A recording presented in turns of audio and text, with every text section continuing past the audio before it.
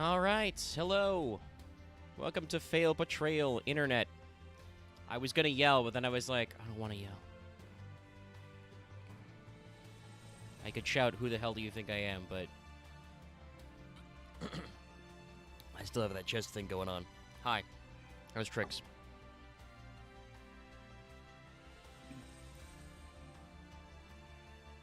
Welcome, everyone.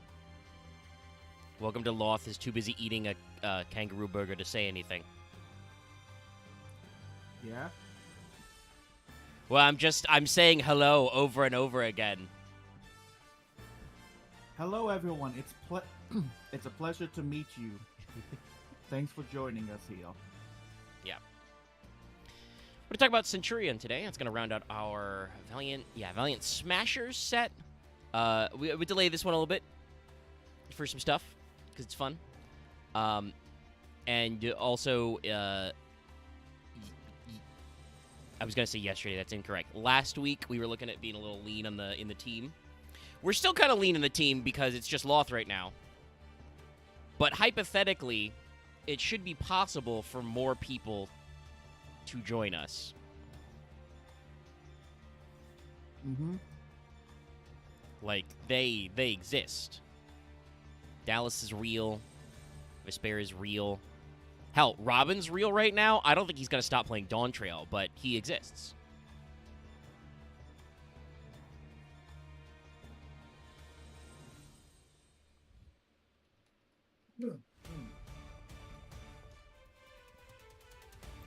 Yeah, I mean, I know. We got a couple people in chat, but... Varen is real. It's true. Give me a quick second as I'm gonna grab some gloves. Yeah, Sloth is cold right now. That'll give me a second to chat about some stuff. I've put the icon for Centurion in your moment. Also, so they put a hyphen in this in order to make it a archetype name, because Centurion does actually come up a couple of times. It's a fairly common loan word in English, even though most people don't actually use it correctly. Hey, a little bit of Roman history for you. Centurion is supposed to be a man who leads a century, i.e. 100 units. Though funnily enough, depending on things, a cohort could actually be as low as 80 men.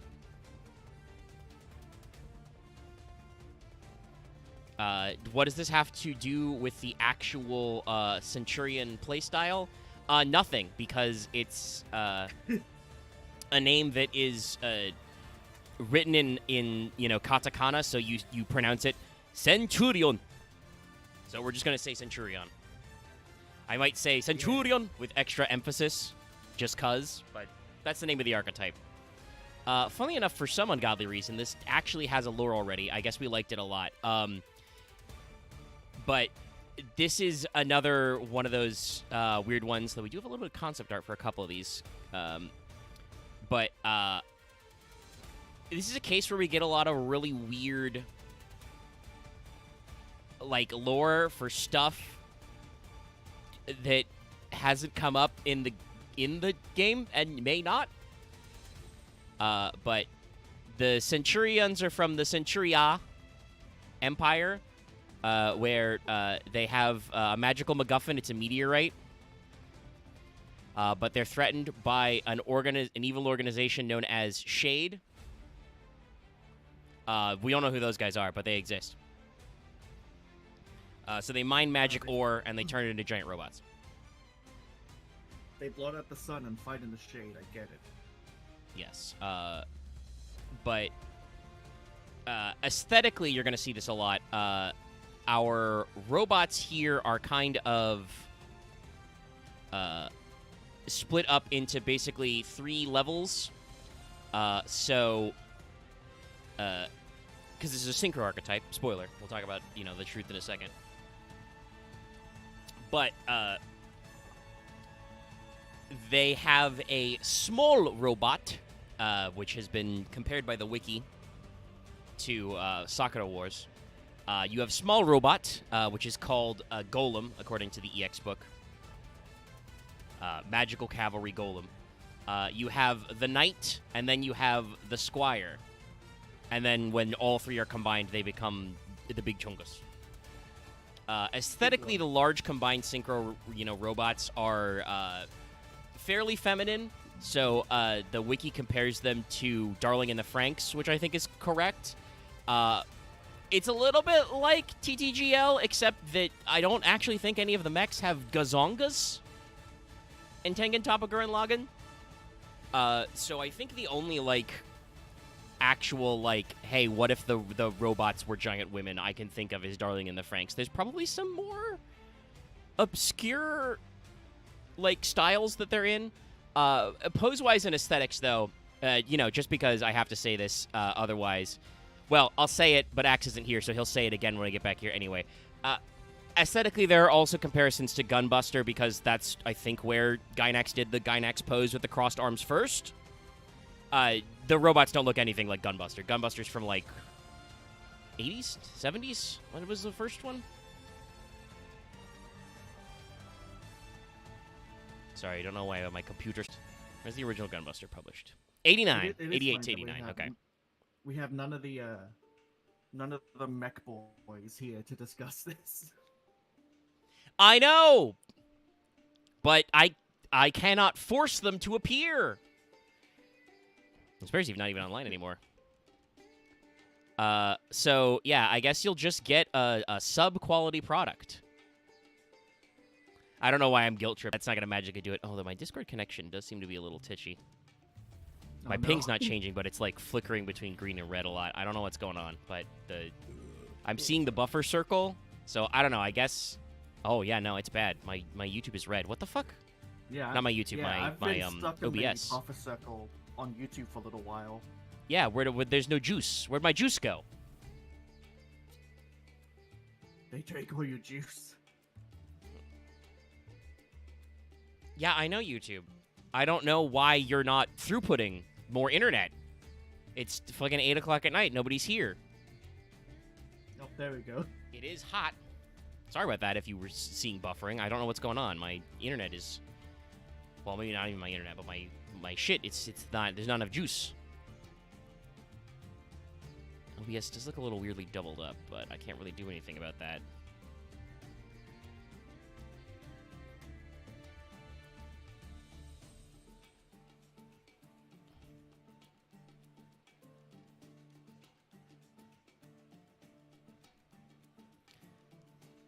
Try and snipe any dumb things going on, but no, I don't. I think we're just shitty.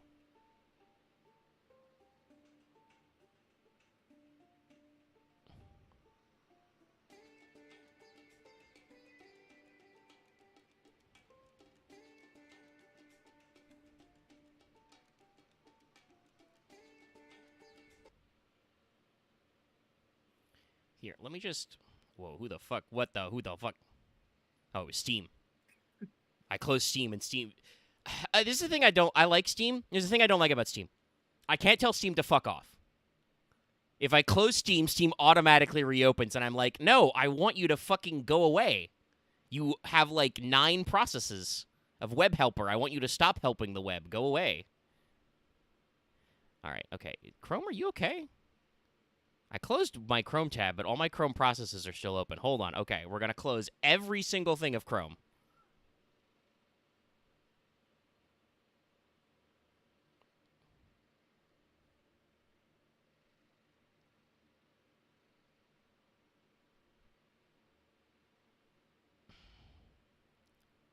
Please, Steam, stop reopening. OBS, you okay? Okay, it's green right now. There's no background music because that's running through a YouTube tab, so we've closed that. Hold on. Steam, stop. Cease. Do not reopen. Okay. We'll skip ads for now, YouTube. Thank you very much. Glad you decided you can do that. You can pull that off. Okay. It seems like OBS is full light. We lost a lot of frames there for a second. Unfortunately, I must reopen Chrome because I cannot memorize Yu-Gi-Oh cards. And I need to grab assets to show you on screen, so hold on a second. And funnily enough, despite all this stalling for time, nobody else has showed up. Yes, all this unintended stalling for time. I mean, it's not actually It's stalling just for time, still but it's you and just me. like, you know, I'm killing it here with all this dying that my machine is doing. No, don't restore new tabs. We'll start fresh.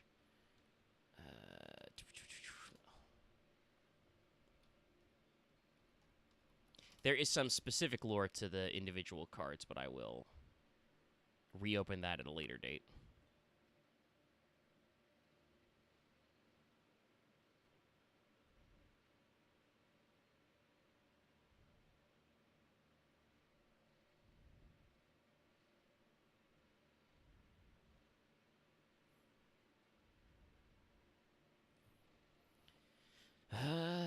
Chrome tabs are still pretty slow.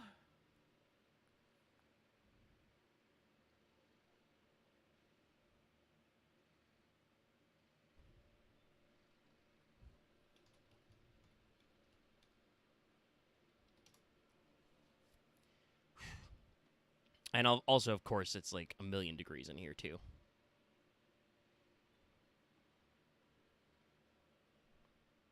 Now, will it remember? Yeah, it'll remember how low the volume was. Okay. I got music tab back up. Anything back up? All right, so yes. We were discussing obscure mecha anime. Actually, not Exit the Obscure, though. I don't know. Gunbuster is referenced a lot. I don't know how many people actually watch the original Gunbuster. Anyway, aesthetically, Centurion borrows from multiple mecha animes. Do not trust anyone, Axe, who says it is based on a specific thing. It's definitely based on, like, at least 4 things.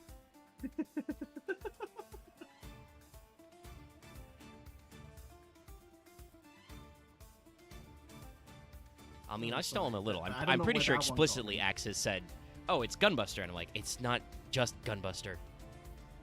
Things are not just one reference. But I will say, Centurion's pretty interesting. It's out in Master Duel. That's why we one of the reasons why we took a week off, because it was coming out in like 2 days after that. So I was able to actually build this deck in its rawest form. That we are missing of course, classically, because they literally just came out in the TCG, but we're missing a couple of pieces of support, and for some ungodly reason, Konami couldn't include 2 more cards. They'll have to wait until they make a secret pack, except they won't. They'll put them in a selection pack when they make the new secret pack, because Master Duel has... It's so funny to me. Guys, to tangent again, wildly. We're 15 minutes in, but I'm tangenting. Master Duel is really cool because it is a relatively painless Yu-Gi-Oh! Simulator that works for the most part. There are very few bugs and weird interactions. You know, there's some network lag, but generally, you know, I can get through entire games and stuff. So it's really cool that it works. The people running it as a service are idiots or demented freaks. They're either stupid or evil. Because, first of all, obviously, the ban list for Master Duel sucks ass because they never actually ban anything that's UR because Konami quakes in their boots at the thought that you would get, you know, 30 free UR dust or whatever, or 20 free UR dust, or however it works. You know, God help you. So they'll only limit URs to 1. Never mind how that means that the meta is really fucked up and never actually changes, because the whole point of having a fucking ban list is that you forbid cards. You have to use the 0 option. But also, the way that they do pack releases is dumb sometimes. You hear about this a lot from YouTubers like Douglas Zeef, and some of the guys on his like Master Saga and stuff. But like, there are like brand new support cards that came out years ago now But because Konami hasn't had any, like, I guess, extra incentive to update the secret packs for, like, certain cards like Marincess or other stuff, you just can't get those out of their secret pack. Why, Konami, can you not just insert 4 more cards in a secret pack? Is it because it would fuck up the rarities because you made all of the brand new support, no matter how meta those decks are, URs? Well, there's your own fucking problem. Stop making everything URs. You need low rarity cards, too. They've also proven that they can change and edit selection packs before.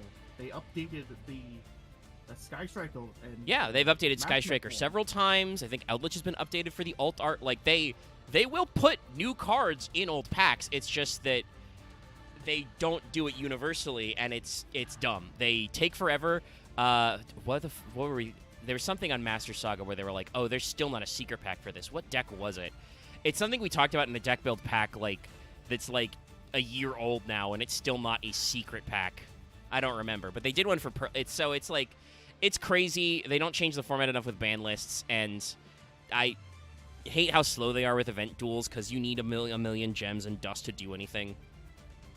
Because, by the way, I've played Centurion. Both of their Sync 12s are URs. They should not be URs. Not even as... like, as archetype cards, maybe one of them should be a UR. In terms of general Yu-Gi-Oh! Quality, neither of these cards are ultra rares. Fuck you. I like this deck. They're still not that good. But I guess every Sync 12 needs to be an ultra rare. Like goddamn, sorry. Just remembering the pain I had when it's just like, finally, my cards are in here. The new ZARC support. It's like, it's in a secret pack with other nonsense. What? Yeah, it's in a selection. I mean, that at least I understand because, like, ZARC... there's, like, what did they add, like, 5 new ZARC cards? 8 new ZARC cards? Like, it's not enough to carry a selection pack on its own, you know? And the beautiful thing about selection packs is that they are selected. They are a limited pool, which is good for pulling them. But it's one of those things where, like, that means that Konami needs to, like, cram some stuff in there. I had this very problem pulling Centurion. You may remember a 4 a.m. tweet from me, which was, why are there all these fucking Shino Baron SRs in this selection pack? I still don't understand why. I don't get why they're there. I don't think any of them are new. And if they are new, why the fuck did you put them in Centurion and Yubel? Not that Centurion and Yubel have fucking anything to do other than that their levels are huge. Anyway, we have stalled for like 20 minutes. Relief is not coming. I will now do the thing that I do when I am left alone, which is I will passive-aggressively insult all my co-hosts except Loth, who is great. Look at him. Look how good he is. I may not say great things all the time, but I'm here. I don't know if the Shino Barons got their new support. If they did, it feels like it's over-leveled because there are like 4 or 5 Shino Baron supers. Like, there's no ultras, thank God, but like there are like 4 SR-ranked Shino Baron cards in the selection pack. Maybe 2 of them could be new? I don't actually remember Shino Baron very well. And it's just like, I'm like, why? Yeah, it feels like you should just put them in their like, I don't know. I'm not part of like Konami's corporate wall, but I think they would be much more successful, especially because to unlock secret packs, you normally have to craft them. Konami is usually nice when they add a new secret pack or when they update them. They give you like a free pull and they make it accessible to everybody for like a week or a month. I don't know if they have to do that, so like I think they could just like add 4 new Shino Baron cards to the Shino Baron secret pack and nobody would care. Like, it's a weird one, but let's actually talk about Centurion. This is going to be interesting. I know for a fact that Vesper wasn't keen on talking about Centurion earlier. Vesper's kind of phasing in and out of reality, so I assume they're doing something else. But like Dallas has usually been pretty prompt about joining Failed Portrayal, and he doesn't look like he's doing anything else. So I'm just going to assume he's hiding under his usual rock, not understanding about current events. Axe technically says he's got a family thing. I assume since it says he's playing BG3 right now, that means that a family member wants to play BG3 with him. Which, you know, fair. Usually my family calls are to, you know, go to reunions or weddings or baseball games. So playing Baldur's Gate 3 sounds much more enjoyable. But I know that for a fact that Vesper was not super keen on getting into this earlier. Like, we didn't do this deck in an early rotation. Because I'm going to let you know now, chat, this is a Sync 8 and 12 deck, especially Sync 12. So it kind of lives and dies by what Synchro 12s you can make. Unfortunately, most of the Synchro 12 cards are the Stardust or Red Dragon 12 Big Chunguses, almost all of which require you to use Synchro monsters or multiple tuners. Hypothetically, they do have some support that might let you do some of that, but core out of the gate in Valiant Smashers and in the current version of the deck in Master Duel, you cannot do that.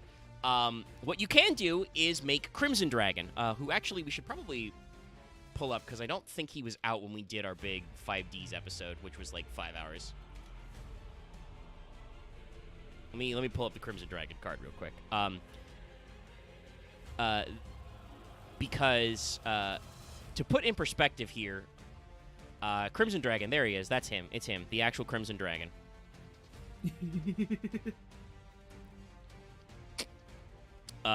Crimson Dragon is a completely generic level 12 synchro. I mean, it makes sense.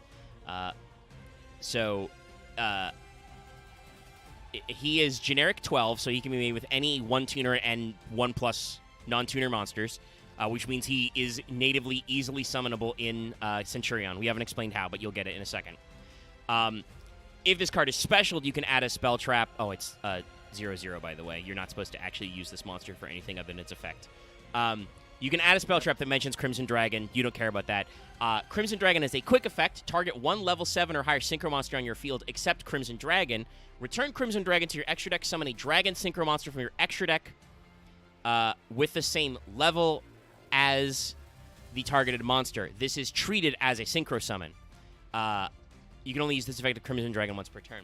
This means that because you make Sync 12s in your deck, if you do a Crimson Dragon line, you can Synchro summon any of those level 12 guys, even if they still say must be synchroed and cannot be special other ways, because it cheats them out. It says it counts as a Synchro summon, but special summons them without referencing their materials.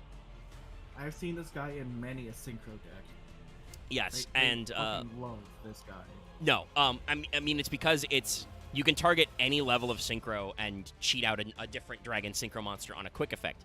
The reason why this was really good in Centurion is because a level 12 Dragon that we have already talked about previously is, it was mentioned already in chat, Hot Red Dragon Archfiend.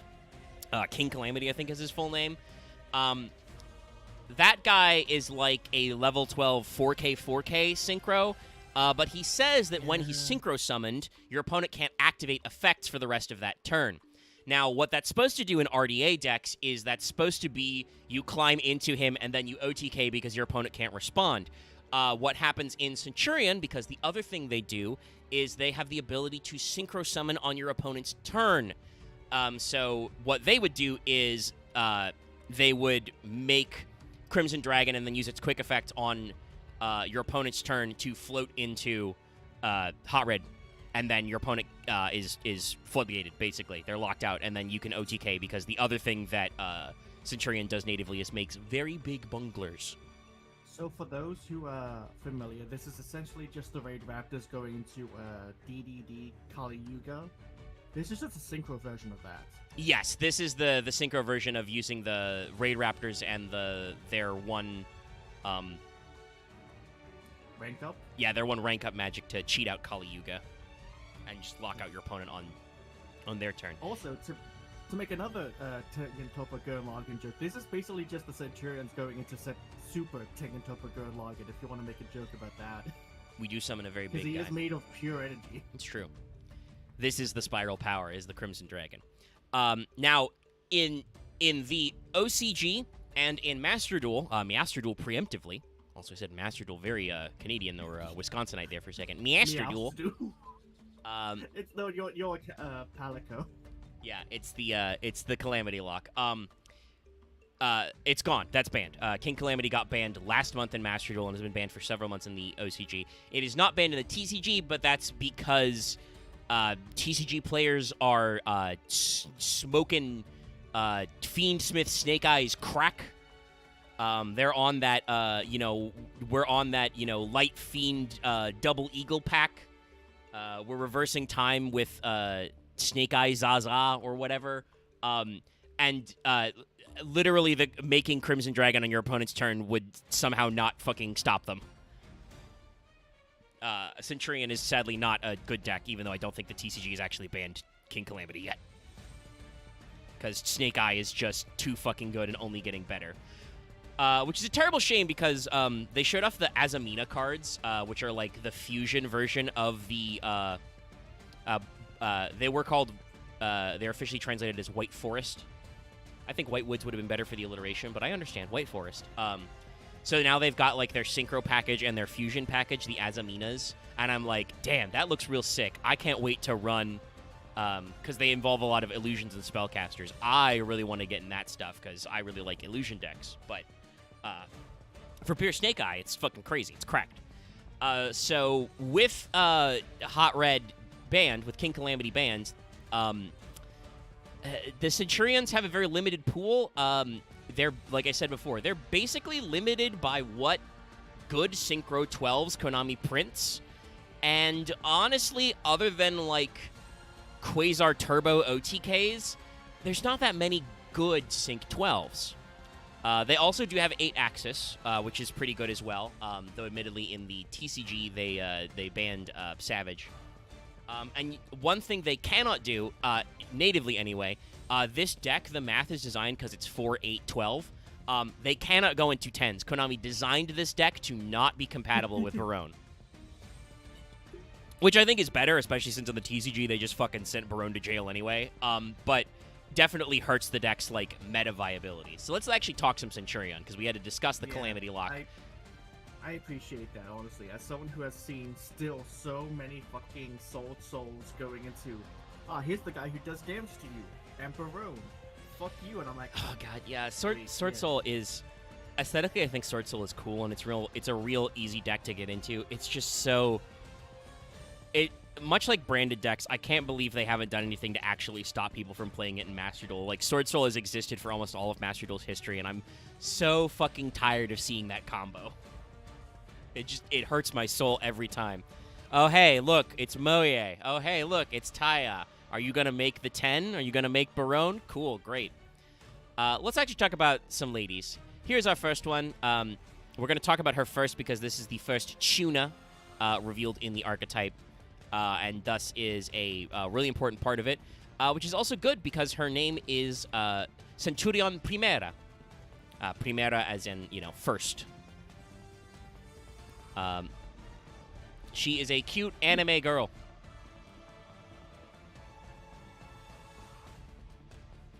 Sorry, I was getting a notification on Discord. I have to share this with everyone in the code general first. This is adorable. Alright. Okay. But hold on. Oh, he's gooped the taco. Is her, like, weird weapon staff, like, also behind her? Is that what's happening? Yeah. So she's got, like, a big sword thing that is behind her. It's also shaped like a key, because presumably that's how she turns her robot on. She's flashing the metal horns, which is pretty rad. You can see the ghostly image of her squire and her horse behind her. Is it just me? Or does she seem very gremlin-pilled? Like, even though she's probably got the proportions of a normal person, just the way that she looks right now. Yeah, she does have she has really big eyes and, like, big hair. You'll notice that she's got in her like balled up twin tails. She's got shields with spikes. Don't ask me how long that takes to put on every day, but yeah, no, I think you're correct. She's got a real big mouth, real big eyes. Very, very, like we said, gremlin pilled. She's got the absolute territory going on. And really good design. Also, her helmet has 2 ridges which look like rabbit ears. So yeah, no, this is Primera, and I think it's pretty good. It shows you what she's about. There's lots and lots of sparkles. She's hitting a rock pose. We're here to have some action. This is your main mecha protagonist because Yes. it's either cocky little gremlin or super sad, depressed, edgy boy. And That is definitely how- we're in that field for sure, because she's she was describing the EX book as a rookie knight. There are two flavors of mecha protagonist, and you cannot convince me otherwise. All right. So, Centurion Primera, with Centurion also being written as Heavy Knight. She is a light spellcaster tuner, level 4. She's 1616. You're going to hear an interesting effect when I read this out. This is Centurion's other gimmick. They put themselves in the back row as continuous traps. While this card is a continuous trap, level 5 or higher Centurion monsters you control can't be destroyed by card effects. You can only use each of the following effects of Primera once per turn. When this card is normal or special, add a Centurion card from your deck to your hand except Primera, but you cannot special summon Primera for the rest of this turn. During the main phase, if this card is a continuous trap, you can special summon this card. Note that says during the main phase, not during your main phase, so that is a quick effect. And this is the core capability of the deck. They can become continuous traps and often have effects there. Primera is blanket protection for all your bigger guys. Primera is also your starter as your tuner. It's pretty good that she, on normal or special, adds a Centurion card. Very important. And then during the main phase, sorry, I should specify again, she can be summoned out instantly. And I did mention before that they have ways to sync her on your opponent's turn. So that's Primera. It's part of the move. And some of her effects, I wouldn't say bleed into, but feed into the other stuff that the cards can do. Because Yes. pretty sure her specific robot is like, oh hey, I can be special summoned if there's a Centurion on the field. MF4 does some interesting things. But first, we're going to talk about every knight needs a squire. Hold on, can I point out something first before we Sure. move on? We redo. She's got like some metal part sticking between, assumingly from a tassel that is, you can see sticking from between her legs. It just looks like a foot. Yeah, I think it's actually like forming like a fluffy pom-pom tail. Because she's got like a Yeah. little halo of golden fur there. Let's redo. It just looks like Alright. there's a foot coming out of her crotch. So, this is her squire. This is Centurion Trudea. Who, by the way, they write Centurion slightly differently. So, Primera was Heavy Knight. Primera Trudea is Junior Knight. So they do some interesting things with the meaning that we can't get across. And I do appreciate the aesthetic of Primera's at the front, Trudea's at the back, and now they're just swapped. Yeah. So yeah, Primera is, a rookie knight. Trudea is her partner. Trudea, by the way, is a dark pyro. She's a level 4 dark pyro, which means she is bonfireable. Yes, I do run bonfire in this deck. If you're curious how that works out, it explicitly says in the lore she is a descendant of a spirit of fire, because remember, this is like a Magitech mecha show. It's a little bit like Escaflowne in that regard. Or maybe even Magic Knight Ray Earth. Not exactly, though. But so she's not human, and she is supposed to be like part of the magical power source for their knight. But they are good friends, chat. Their bond is the real deal. Oh, I thought that was leading into historians would say that they were just good friends. I mean, historians might say that they were just roommates and partners, but also it's a mecha anime. Those have been notoriously non-straight ever since Mobile Suit Gundam. Oh yeah. So no. Take your translations of their bond, however you like. I love that I've seen that meme used for both mecha and mecha like Gundam Wing and not Gundam Wing specifically, but Gundam and Kamen Rider, which is come join us. We have the gay one, the gay one, the gay one, the gay one. Listen, there's something about the way Japan does the purity of male and female friendships for like children's media that when you're no longer a child, you're like, man, these guys are really emotionally tight, man. There's some true feelings here. Are we sure this is purely the bonds of camaraderie? Is this purely platonic? But yeah, it's a true day. No, I actually have nothing to complain about this design. I really do enjoy it. Yeah, it's got some extra flair, but also it's not too busy. She's doing very interesting things, I think, with like her pinkish flames both shooting out of her hand and also like swirling around her. We've got, the God Rays. I love her weird floating coat ring. Yeah, I was gonna say she's got like a little cloak that kind of like floats around her, because we're magic. I like her very Final Fantasy XIV head spike. She's a summoner. Yeah. She's got the energy crackling off of her foot right there. Yeah. Right there. And also, potentially, skin-tight suit. Thumbs up. Yes. So Trudea, I mentioned before, is a Dark Pyro. She's a level 4, so this is one of the ways you get access to 8s. Good. I will say, skin-tight suit for randomly showing bits of possibly her weird pink skin. Yeah, it's. I don't know if it's artistic or not. I assume it's a pattern, but she is also like white-skinned in the face, so yeah.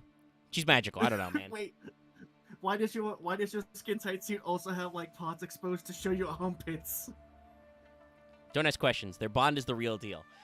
She's got 1,000 attack, 2,000 defense. This is, I think, actually important with the way the stats work out.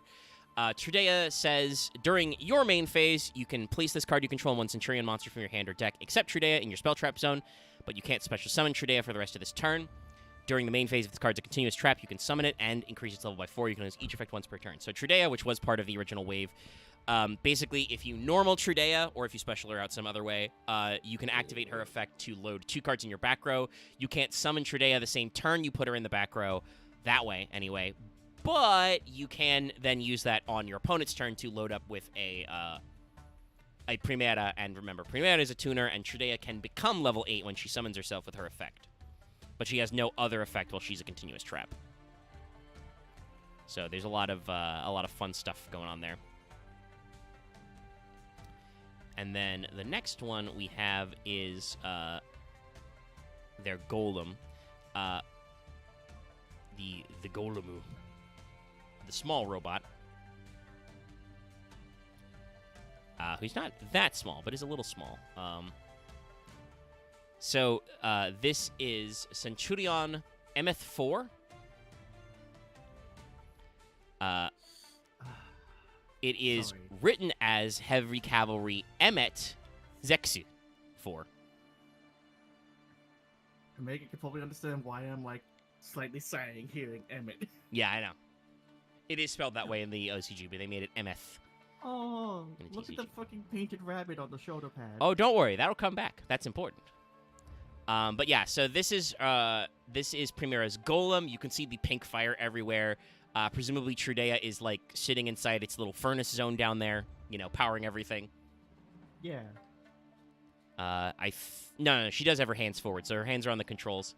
It's got a big flag. It's got like a magic shield. It's looking pretty good. Also love this like groundwork with like the detail of like the feet plowing through the ground. That's real good. Yeah. That's my favorite. Good. Oh, sorry. Well, it looks like the fact like it's boosting forward from the ground. Yeah. But also like that effect leads into the background itself. Yes. That's my favorite thing to do in Zone of the Enders is take the Jehuti and like run it along the ground because the feet will actually trail sparks. Yeah. So like no little details. It's really cool. So this is the slightly biggest Bonkos. It is a Earth Machine 8, though I don't actually think you can do any Earth Machine things with it. It has 2,000 attack, 3,000 defense, so pretty big defensive one here. During your opponent's turn, if this card's in your hand or graveyard, quick effect. You can target one Centurion monster you control, except MF4. place it in your spell trap zone, face up as a continuous trap. If you do, special summon this card. You can't special summon MF4 for the rest of this turn.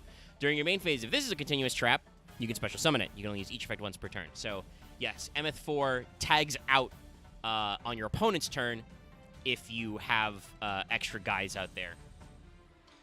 So, for instance, if you have like a normal summon to Trudea, you can tag out into this for an 8, etc.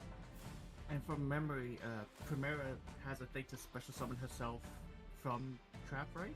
Yes. What So you do is, yeah. Oh yeah, sorry. You were gonna do it anyways. Yeah, hypothetically, you can normal summon Primera, search MF. You can't summon it right away, but on your opponent's turn, you can, in the main phase, put Primera to your back row, summon MF, and then immediately have Primera summon herself back out. And if you have the field spell up, you can synchro then. So yeah, you have a lot of options, which are pretty good. And you have one more option because they included a second golem first. Don't ask me why. But we printed a new golem to give you another 8. Getting ready for the future. Yeah.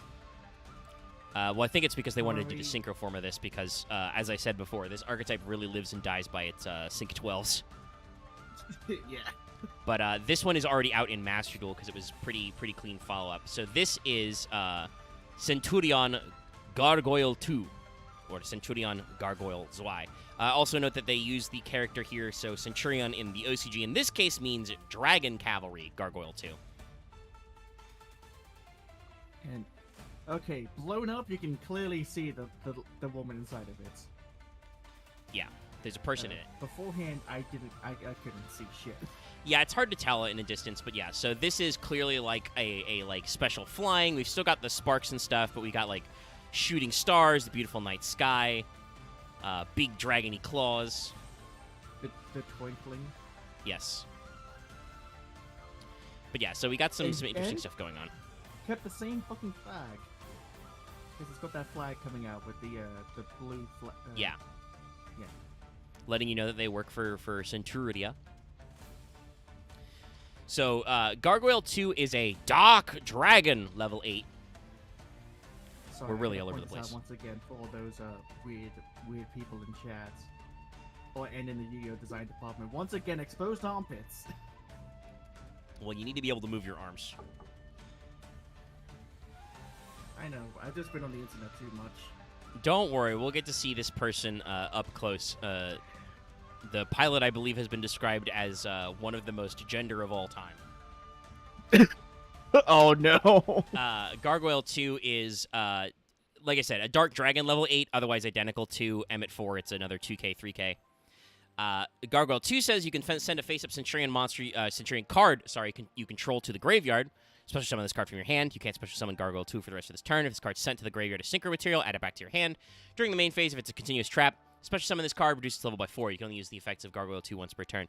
Now, chat, you may notice something here that I feel like is a missed opportunity in game design space. So far, only Primera has an effect while she is a continuous trap other than to summon herself. I think that's a missed opportunity to give them some more reason to put them in the back row besides just resources to be summoned. No, they don't actually have a Centurion monster because they're not. It's not supposed to be Centur. It's supposed to be Centurion, but we have to put the dash there because otherwise it would have problems with other cards named Centurion. Because I think the Japanese like the phrase Centurion. It sounds cool.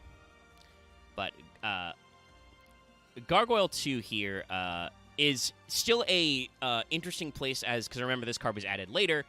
It is another 8 you can special summon, but it's much easier to special summon on your turn by just sending a face-up Centurion card you control. That includes continuous traps, that includes your field spell, includes monsters, etc., etc. So, yeah, just giving you more flexibility in your 8s to summon out a card that's not a brick.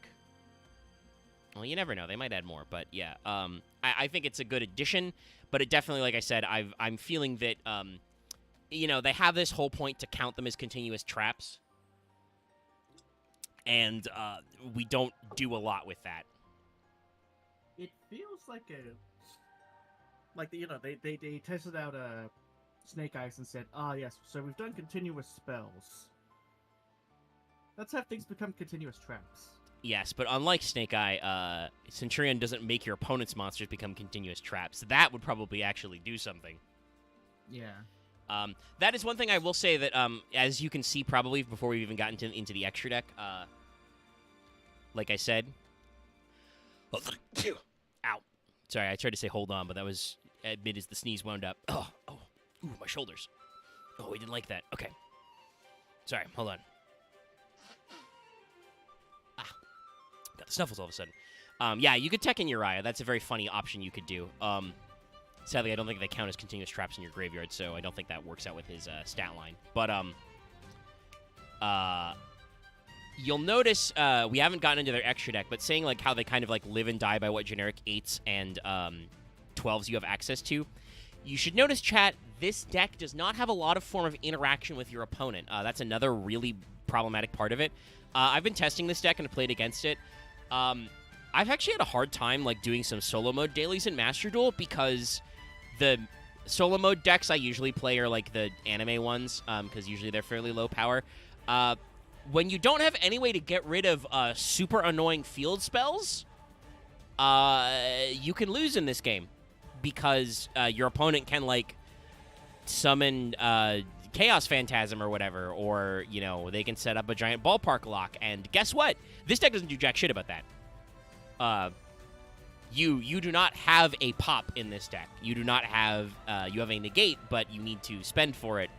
So, like, the deck lacks a lot of, like, interaction points. This is another one of those cases where this deck lets you Synchro Summon on your opponent's turn, which is usually a control tool, and you can definitely make some very big guys that way.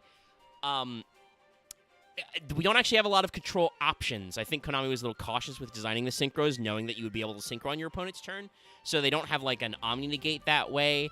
And I think what this deck is actually supposed to do, unless other than, you know, the aforementioned Calamity Lock, I'm pretty sure this deck is supposed to, like, stop your opponent's one funny point of interaction on their turn in the main phase, and then you OTK them the next turn. But if your opponent's playing spell traps, you just die?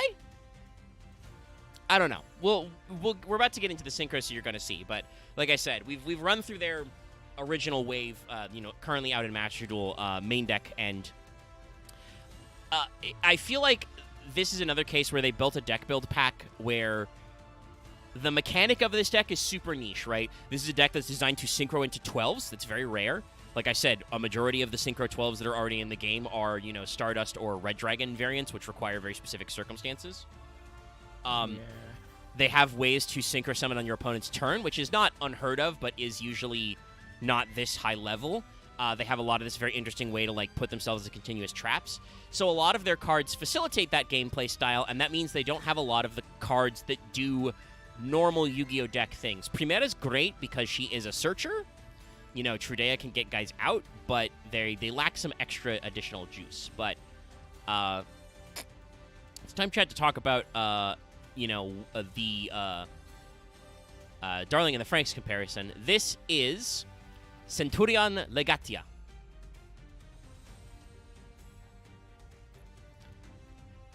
This is their first big synchro monster, so this is the true combined form. This is Primera, Trudea, and Emeth 4 all together. Has a beautiful summoning animation in Master Duel. It's a very humanoid robot. It's a lady robot. She's got, like, design elements. She's got, like, big turbines. She's got, like, the pink fire. She's got, like, the little shields. Got kind of, like, halfway between a, like, Japanese Kabuto-style helmet and also giant rabbit ears. So yeah, hold on. My stream was behind. Ah, yes. I remember seeing many a post about, like, why am I totally not normal about this card? Oh, I know a few different kinds of fan artists who would be into this. I mean, she does have very thick thighs. I think it's because she's a rabbit lady. She's got, like, rabbit ears on her shoes, which are also stiletto heels. For any Kamen Rider fans out there, looking at this gives me big rabbit tank vibes. Let me see if we have any... Yeah. So, yeah, it's just that, like...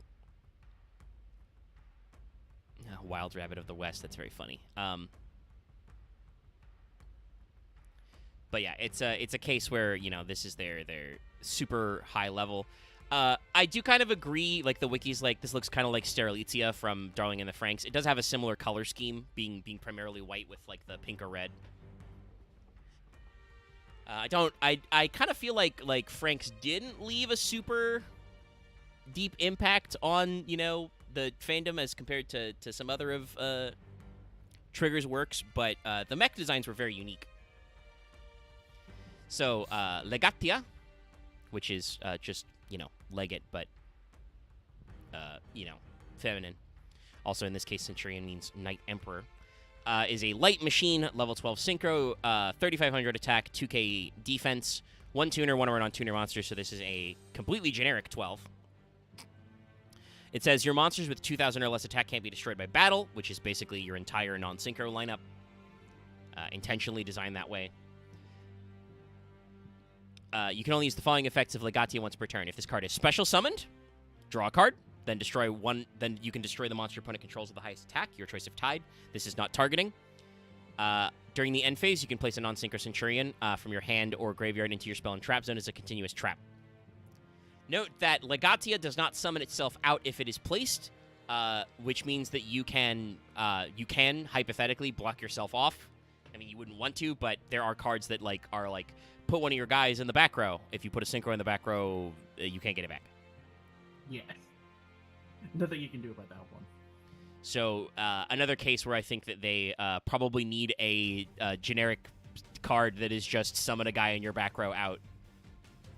You can say it's a Centurion, so it doesn't work, but it's... And you may even want to put them in your back row to dodge effects, but you can't do that because you can't get them back. So yeah, this was their big pull, and let me double check. I don't know if their other synchro was out in Valiant Smashers to start. Yeah, no, it came out. So when this deck first came out in the deck build pack, Legatia was it. You can immediately see the problems with this. This monster's cool. It doesn't protect itself. It just means that your opponent has to deal with it first before dealing with your others. It only destroys one. Now, admittedly, it's non-targeting, but it is still a destruction. And its other primary effect is to draw you a card, which several of these decks do. I'm not sure why they replace your hand. They're pretty good at consistency, though. And obviously, if you get to the end phase, it lets you reload your back row, which is important for other stuff.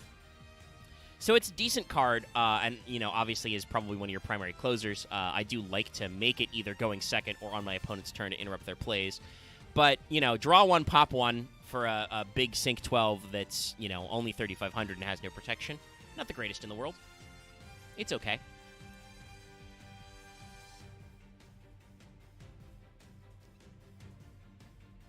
And the other one...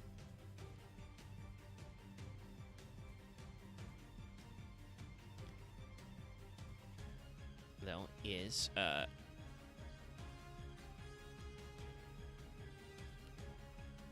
next synchro, because they did give him a second, which is good.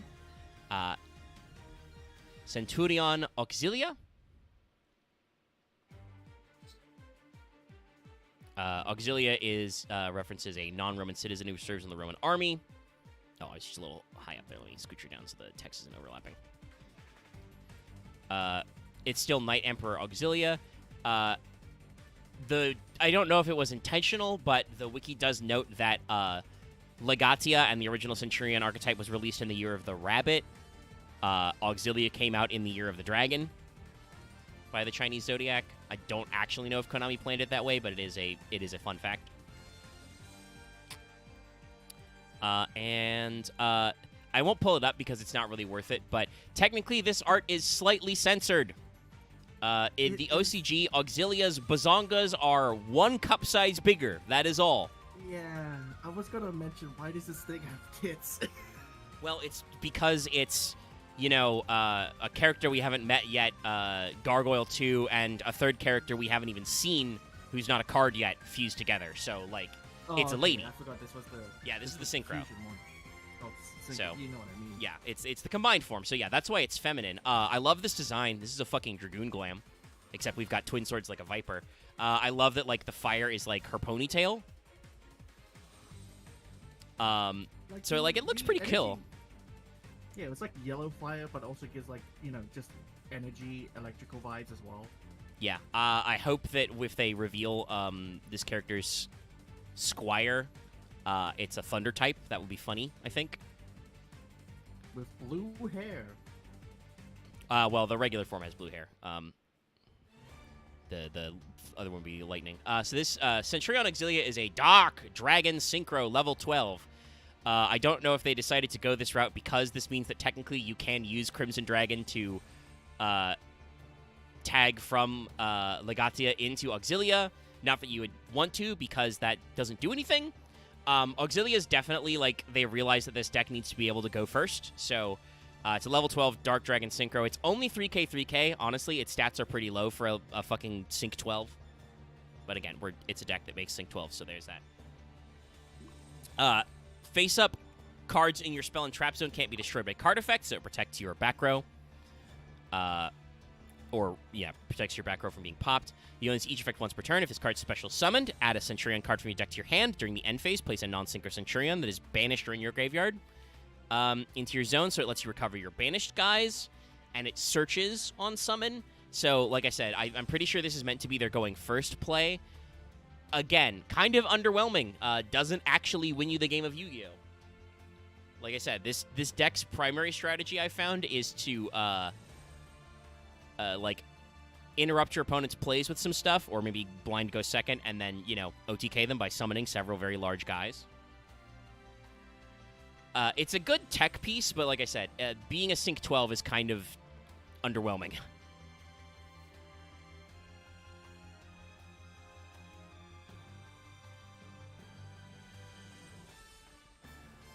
But we do have one more bit of support.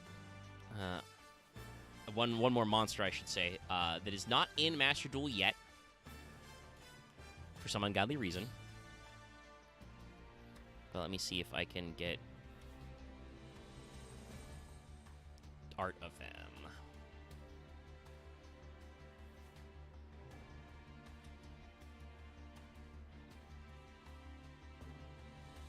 All right.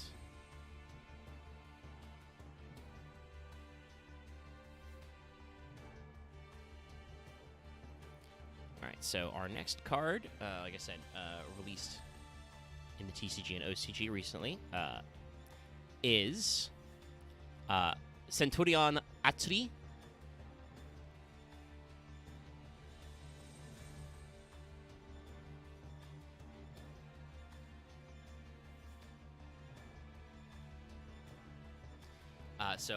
Atri is a dragon woman.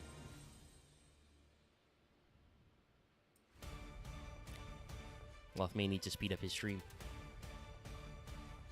Yeah. Oh, there it is.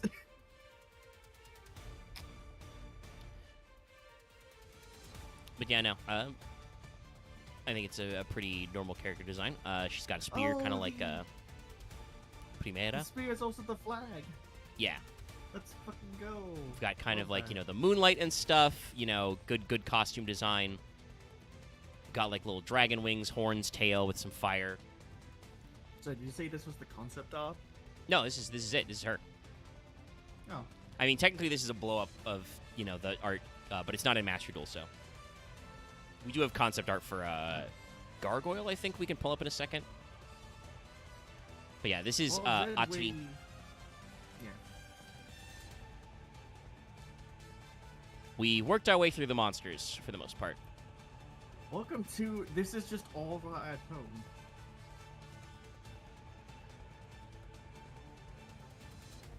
Okay, I said we have concept art for Gargoyle, but for some reason, the version that is uploaded to the Wikipedia is for ants. Hold on. With the way that this weird black, like, energy goop coming out of her weapon, is her weapon actually meant to be a scythe that ends in a flagpole? I mean, I don't think it's literally a scythe. I think she's just doing a dark crescent moon slash. Because she ends up with swords as Auxilia. True. And claws in the mecha. Yeah. But so Atri is the knight, dragon knight Atri.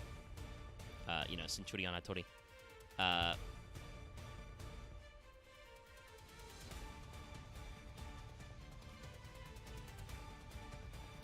Let me double check what Atri is in Latin. Plural of atrium.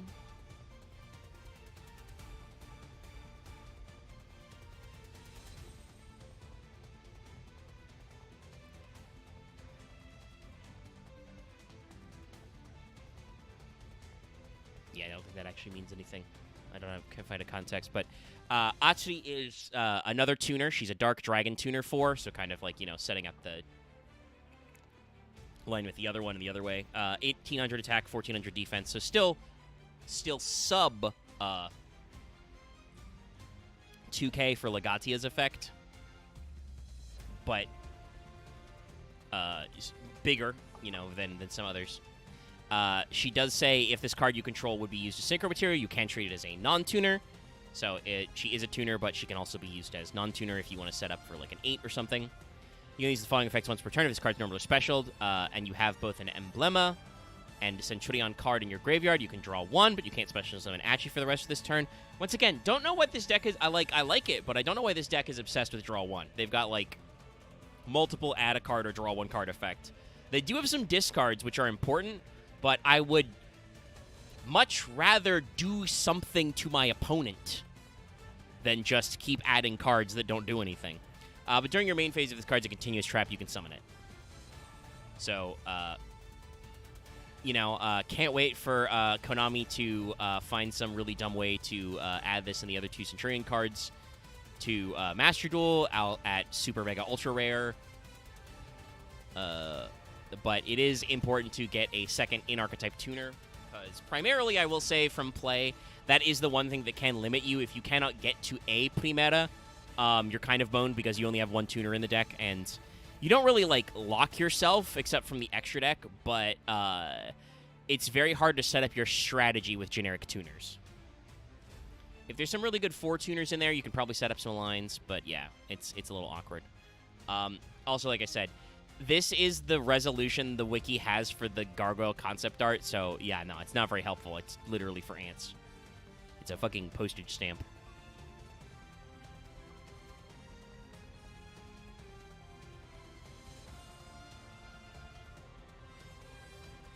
But now that means it's time to talk about spell trapus. And yes, this does mean that, like I said, Atri and Gargoyle 2 should have a Squire. That card doesn't exist yet. Hopefully that can be a card that does something for this deck. But again, honestly, a lot of this deck's going to be limited by what 12s you have access to. So, we're going to talk about... Oops, somehow lost grabbing the image to move it into place. We're going to talk about spell traps now. This is what I used for the thumbnail, but this is their field spell. Stand up, Centurion! It's got an exclamation point and everything. So, this the field spell. Yep, the field spell is just big Gynax posing. Yeah. I think it's supposed to be more of like a condition of like, all right, it's stand up time. We're all in it. This card's very important to the deck, though. By the way. So, hold on, sorry. At this fucking angle, the mech looks a lot is giving me big Nightmon, Gallantmon vibes. His head is kind of designed that way. It's interesting, yeah. I appreciate it, but yeah. You can see the rabbit, the fire, all the good stuff. Sorry, punch my mic arm. And it is a Gynax pose. So stand up Centurion as a field spell. Cannot be destroyed by your opponent's card effect while you control a Centurion monster card, so it protects itself, which is very important because you need this card. You're going to use each of the following effects once per turn. 1. During your main phase, if this card was activated this turn, send 1 card from your hand to the graveyard, place a Centurion from your deck in your spell trap zone as a continuous trap. So, they worded this in a really roundabout way, and most importantly, you can only do this effect on the turn you activate the field spell, but the field spell lets you instantly set up your back row. And then, if a monster is special summoned, immediately after this effect resolves, you can synchro summon a synchro, using monsters you control, including a Centurion. So this is what lets you synchro on your opponent's turn, because it is a trigger effect if any monster is special summoned. Your opponent special summons, or you special summon, get guys out from back row, you can immediately go into a synchro, which can be very handy for, countering effects.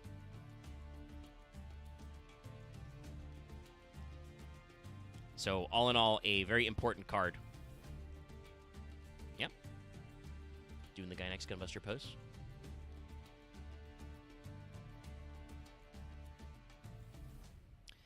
Our next card, alphabetically, is Centurion Bonds.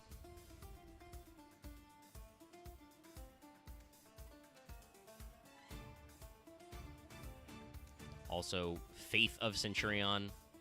This is an interesting case where they kind of mix the translations, actually. So it was written as both Knight Bonds and Faith of Centurion. So the TCG kind of combined the two into Centurion Bonds.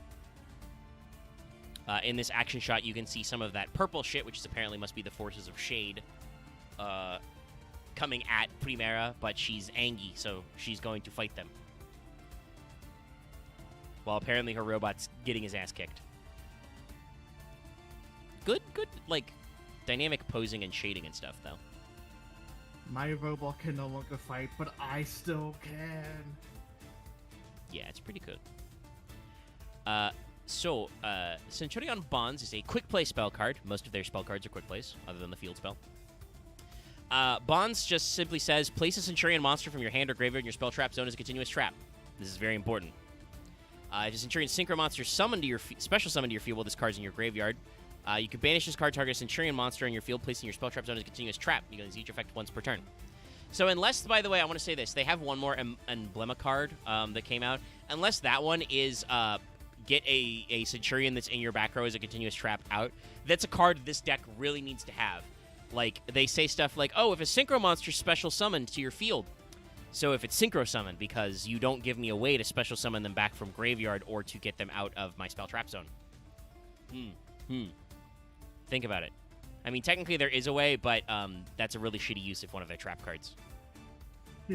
We'll talk about it later, but again, I've talked about how this deck doesn't have any interruptions, so... That said, this card's still really important because this deck has such a unique mechanic. The fact that this is just on a quick play, place a Centurion from your hand or graveyard in your spell trap zone, very important. And then obviously banishing it to return a guy in your graveyard to basically you Synchro Summon and then you reload your back row. It's actually, like, very, very key. Actually, speaking of which, it is time to talk about their first trap.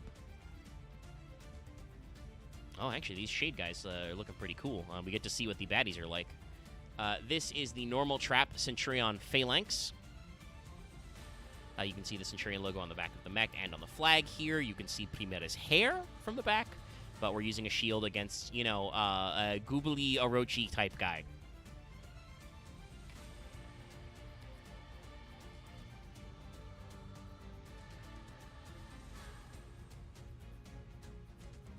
He's very sneaky.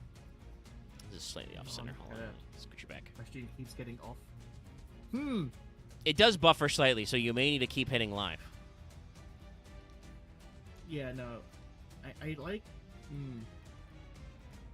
Why does this give me... what's the name of that one gaudy card? Because that's just what I think of when I see the snake head with the 3 eyes on each side. I mean, there's a few cards that are like that. I like that design bit though.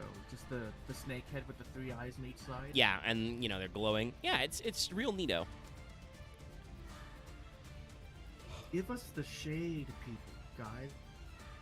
Yeah, on. I think there's some room there because they have designs. That's a thing we've talked about before. Where like, please don't make them overpowered. I don't want them to be meta. This is the thing we've talked about before. I think only Valiance actually remembers to do that, and even then only halfway. Where like the Exorcisters are like fighting demons or something. You know, the Centurions are fighting something. There's a lot of archetypes of like heroes that are fighting something, and they're just like, nah, we won't make those guys cards. So Phalanx. Is target a face-up monster card on the field, banish it. If you do during the standby phase the next turn, special summon that banished monster to its owner's field. You can banish this card from your graveyard, target a Centurion in your graveyard, special summon it, but it loses 1500 attack. So this is... I've almost never used that Phalanx effect because it's terrible. You can only use one effect per turn, only once that turn. So yeah, again, talking about like Konami being overly fair, this does set up so that you can special summon back your synchros from graveyard. And technically, you could use this to dodge effects. Like, if your opponent plays something you don't like, you can do, like, Time 3 Free Doer and banish your Synchro Monster temporarily and summon it back. And then you can get its on-summon effect, which procs a few things, but definitely its Reborn effect for your Synchros being minus 1,500 attack. For level 12s, your Centurion Synchros already don't have a lot of attack. It seems limiting for no good reason because you, other than maybe some Link plays, well, you know, this deck does make a decent number of monsters, so you can actually go into some different Link stuff. But like, there's no purpose if you summon it back with minus 1,500 attack. It doesn't do anything. So, another, like, we've talked about this before, and I really wish that there were other people here besides just Law for me to bounce this commentary off of, because we'd probably have more examples and stuff. But, this is a thing we've discussed before in Failed Portrayal. A critical part of a Yu-Gi-Oh! Deck is that cards need to do something, and then that something they do needs to eventually win you a game of Yu-Gi-Oh! It's like a flowchart, right?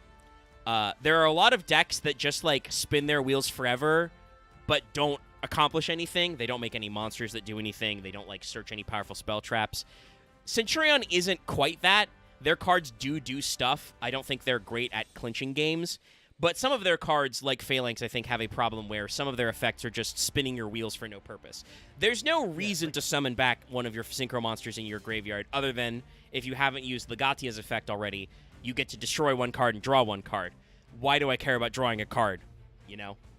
Like, you get there, and it's just like, okay, now I've done all my entire combo, I've got my guys out, and I still can't beat over the guy in front of me. Yes, there are, despite the fact these guys are Sync 12s, they are kind of weenie. Like, most Sync 12 dragons are, like, 4K. So, like, there's a little bit of that.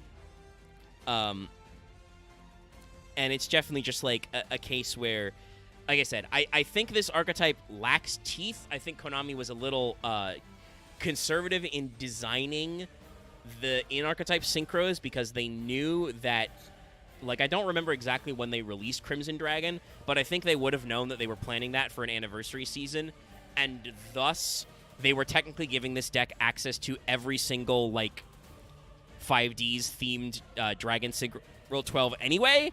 The problem is that overcomplicates things. Oh, go ahead. If they gave them a specific in-archetype card that buffs the attack power of their Synchro Monsters, but it's only for their in-archetype Synchro Monsters, that's fine.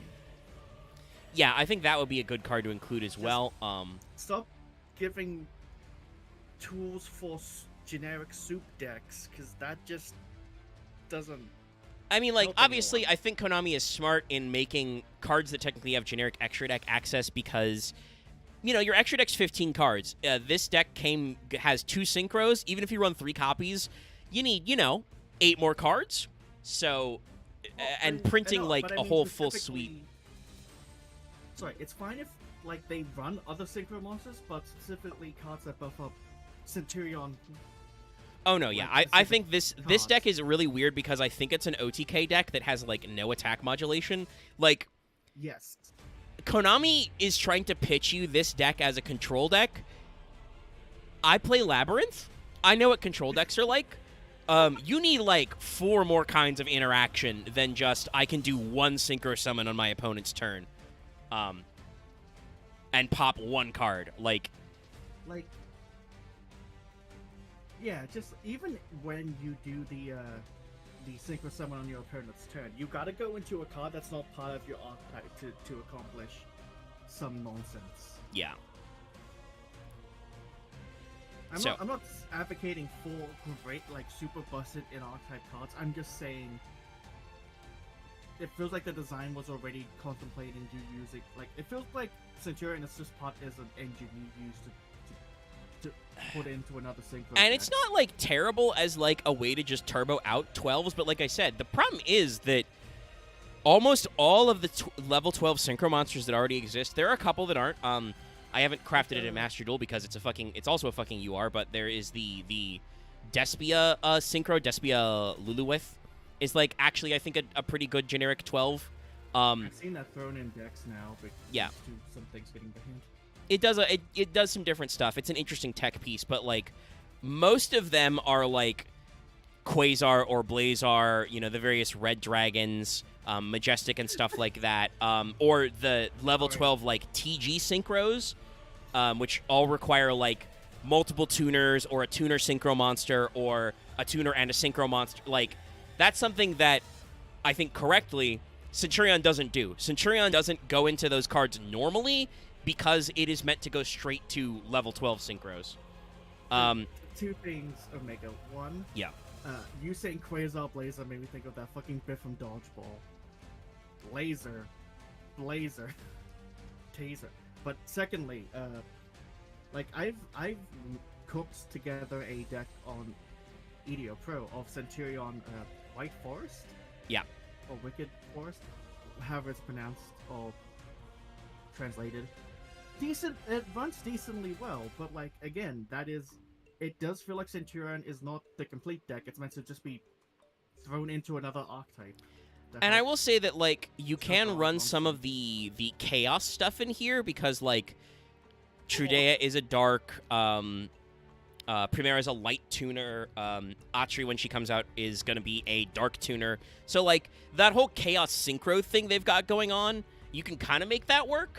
But, like, the really big payoff to that is Chaos Angel, who is another 10. You can kind of do, like, a slant play with, like, Chaos Archfiend, which, like, summons out a Chaos Synchro when it's removed from the field. But it's not great, so it's, like, really weird. And Martzlik says, like, oh, you know... hey, you know what's chaotic? New Allure Queen that summons out shittier Allure Queen. Well, I mean, you can summon out the golden Allure. Like Allure Queen for some godforsaken reason was a deck that showed up in Vrains. You might be able to actually turn that into an engine now, especially because they've got the chaos version. But anyway. I think that there's potential here. It's just one of those things that, like I said, you're going to be really limited by your access to Synchro 8s and Synchro 12s.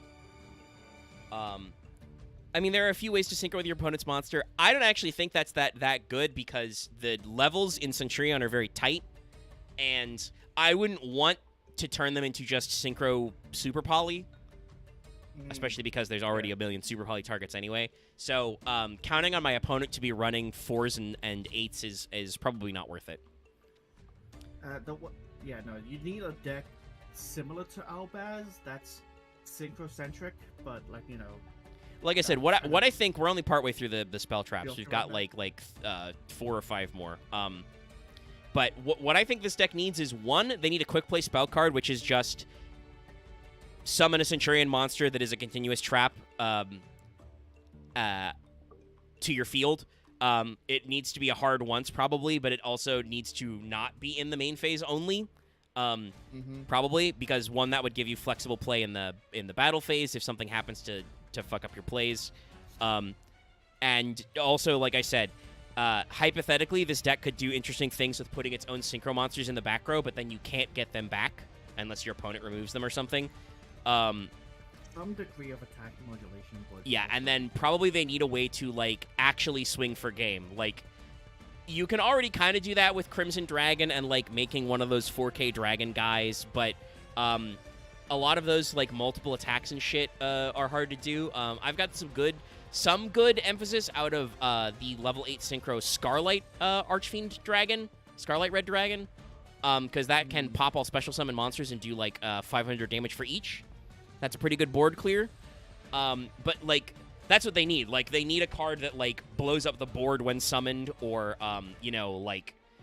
Because they've got all these weird half-assed protection effects, you know, like, your 2K or lower monsters can't be destroyed by battle, your face-up spell traps can't be destroyed, your level 5 or higher can't be destroyed. So, like, they've got, like, weird blanket protection, but... You know, it doesn't protect you from a lot of the different forms of interaction there are in Yu-Gi-Oh! And, like I said, there's no really good way to clean out your back row. So I know we got a bit off topic, well, kind of off topic in regards to this card. But I do think, and Omega can probably tell, that this is also more than likely doing the same fucking metal pose with their hand. Yeah, I know. But also, it's really cool. We're doing, like, either the Metal Horns or the Sky Point.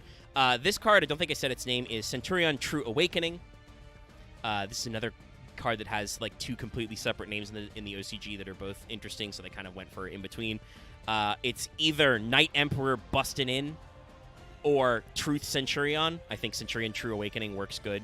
But yeah, this is like, clearly we've just finished our transformation sequence. We're pointing at the sky. It's pretty cool. This is their Omni.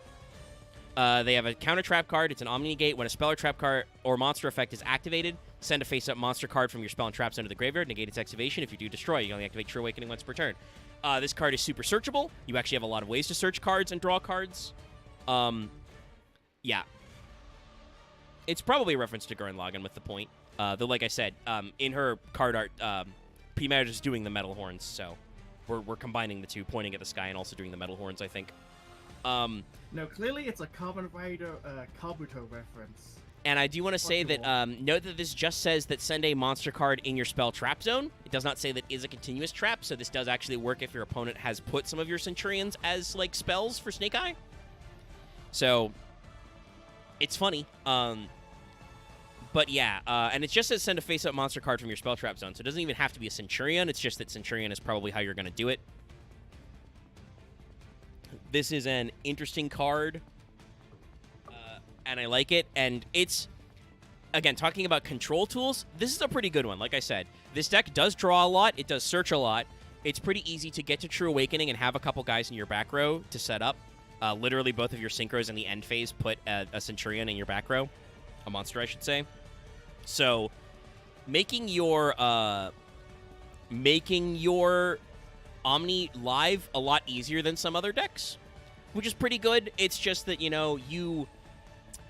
it's a hard once, right?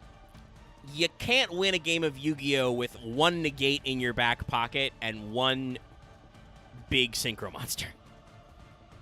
Again, the deck needs a little bit more interaction. We do have one more card. This card was added later, but is obviously in Master Duel already. So this is the other one. In addition to Stand Up Centurion, you've got Wake Up Centurion. So this is, Achne and Gargoyle 2, juicing up. And I'm very glad that they did actually put this in Master Duel. This is a very important card. The name alone just gives me similar feelings to Wake Up Your Elemental Heroes. This also has an exclamation point. Yeah, we like that one. This is a very important card. It doesn't do any of the things I've said that the deck needs to do, but is important. Because Wake Up Centurion is a quick play spell card that says, if a monster is face up in your spell trap zone, declare level 4 or level 8, special summon a Centurion token, a Dark Pyro with 0/0 with the declared level. It can't be used as fusion or link material, which is a good balancer, but also means that your opponent cannot Super Poly or Albaz it away or use it for Closed Goddess or anything like that. During your main phase, you can banish this card from your graveyard, send a Centurion card from your deck to graveyard except Wake Up. You can only use each effective Wake Up once per turn. This is, again, like I said, this card came out later. It was in Legacy of Destruction along with all the other, like, Gargoyle stuff. Auxilia and Gargoyle 2. This is a good card. This gives you another way to make your syncs. You can just make a token that's level 4 or level 8. And its graveyard effect is also not terrible. Like, you have several cards that have graveyard effects, like banishing Phalanx, banishing Bonds, etc. Hell, Emeth 4 works in the graveyard as well, so, like, it's a good card. It's a good consistency booster. It still doesn't actually, like, give you a winning state.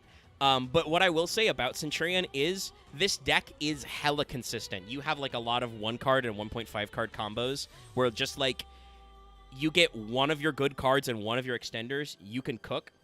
And, like, honestly, I have enough space to run the usual, like, mandatory, like, 2 called by, 3 Ash, 3 Maxi. I could probably slim my ratios and fit more, like, hand traps or fit, like, a sub-engine in there. I don't actually know what a good sub-engine to put in Centurion is, because White Forest is not out in Master Duel yet.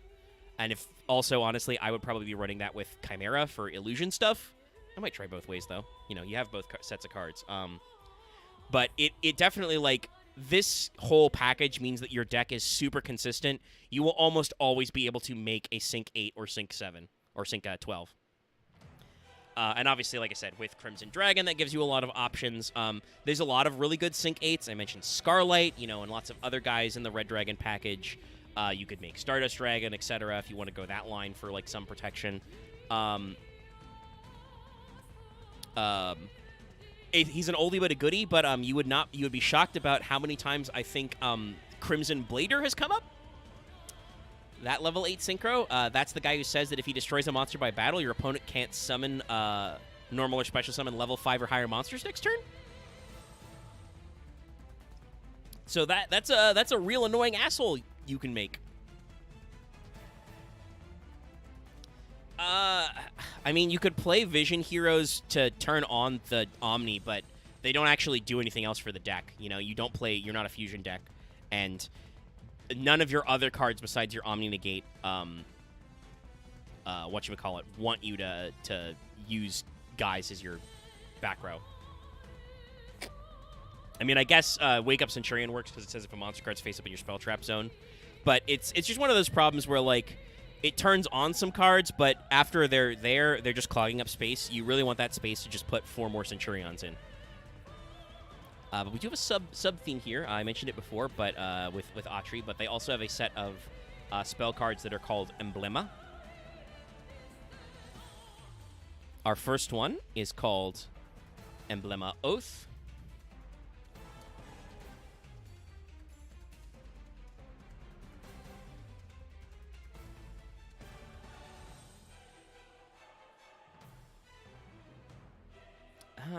I mean,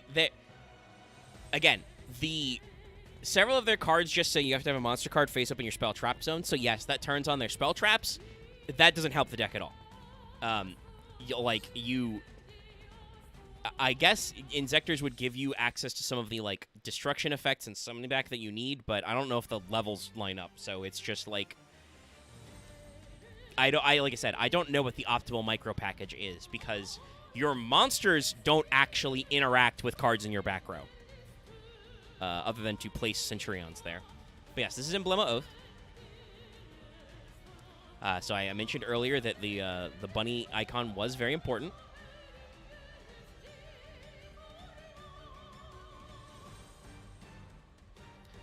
Question is now, will Loth wait for the stream to catch up, or will he click live?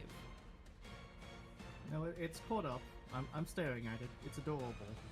Okay, well, that's all I wanted. I was expecting you to go, oh, it's adorable. Okay. Yeah, no, sorry. Slightly distracted as I'm, like, powering through to grind as much QP as possible before half AP hits. Well, good for you. So yeah, we've drawn the bunny symbol on the golem, Tudea Primera. I guess you can see now that Primera wears stockings with a garter belt when she's not in her big armor uniform. But we're just having fun. Painting. It's interesting how it looks kind of airbrushed, but clearly we are using the classic 2-inch paintbrush. Yeah.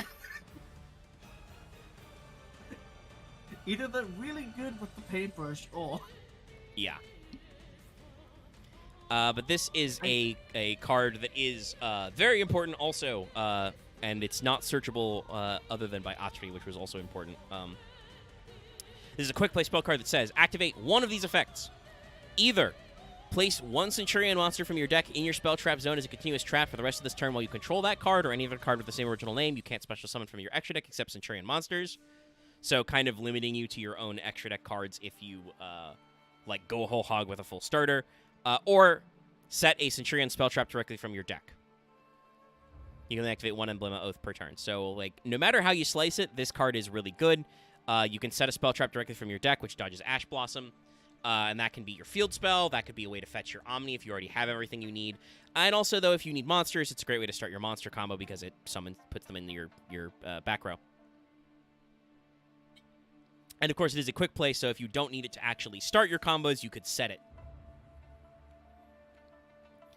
So another very important card, which, like I said, was not searchable until they printed Atri, which is not in Master Duel yet.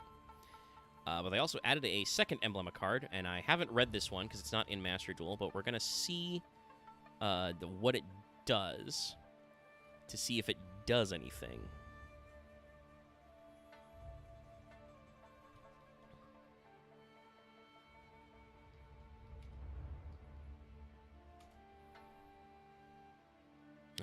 We may have to just...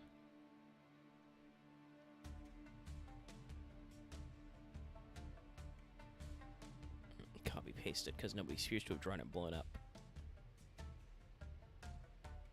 Alright. Let me increase this size a little. It's not great, because it's a scan of the OCG card, but, you know.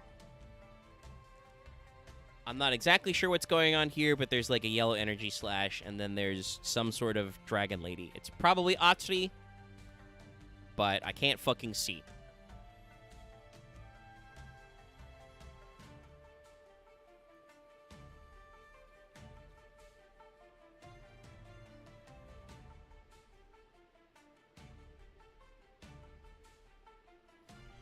Oh, has stepped away for a sec, so he won't be able to see either. But I don't think he'll have anything to add. I can't see shit, Captain. Let me double check the lore though.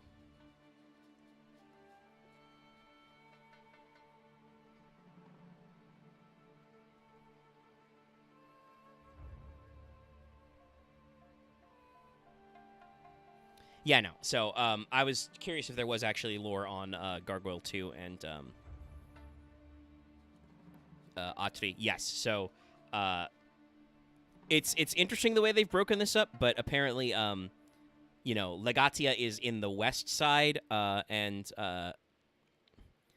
the Dragon Knights, you've got the Deputy Captain Atri, pilots, you know, Magical Cavalry Gargoyle 2, in the eastern side. So they're on, you know, separate fronts in the war, kind of an interesting split story going on. Does leave some wiggle room for some superiors. Like I said, there's... Yet again, Konami has created a cool archetype where, lore-wise, there could be any number of these assholes. And once again, we do need Atri Squire. We need another monster card at least.